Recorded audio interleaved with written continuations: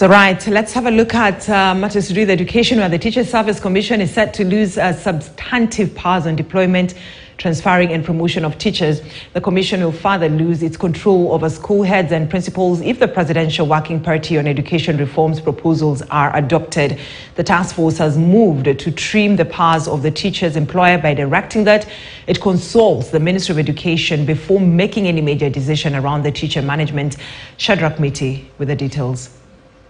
While the current administrative structure of teacher management places head teachers and principals under direct supervision of the Teacher Service Commission, the arrangement has always resulted in conflict between the Commission and the Ministry of Education. The ministry argues that despite owning and financing schools, head teachers are answerable to the Teacher Service Commission, making it impossible to monitor accountability.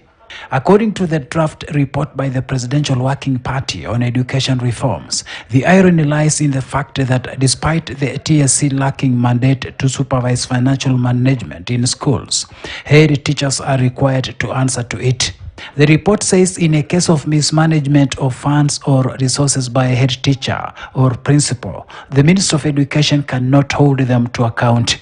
Accordingly, the Working Party wants head teachers and principals to be agents of the Minister of Education, accountable and answerable to the ministry. And to further show how the Teacher Service Commission will considerably lose its mandate and powers to the Minister of Education, the Commission will now be required to consult the ministry before transferring, deploying, and even promoting a teacher. Currently, TSC deploys teachers to schools directly and without reference to the Education Cabinet Secretary. This arrangement is said to have negatively affected the Minister of Education's capacity to supervise the effective execution of education policy, standards, and curricula. These radical changes, including taking away the role of quality assurance and standards from the TSC, will now be under the Minister of Education, according to the proposals. On teacher discipline, any aggrieved teacher facing disciplinary action will now have a chance to seek recourse and review of the action at the Education Appeals Tribunal.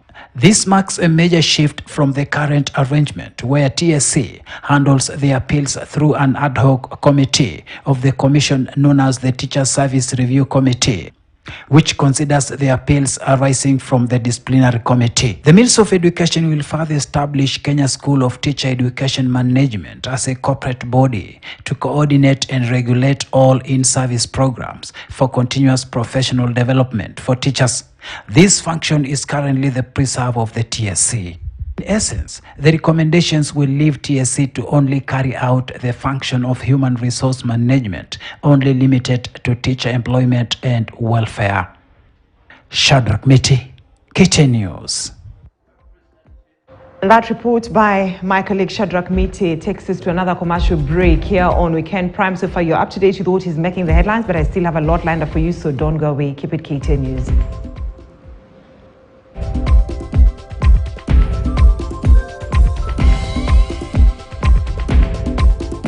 Brought to you by Safaricom Investment Cooperative. 1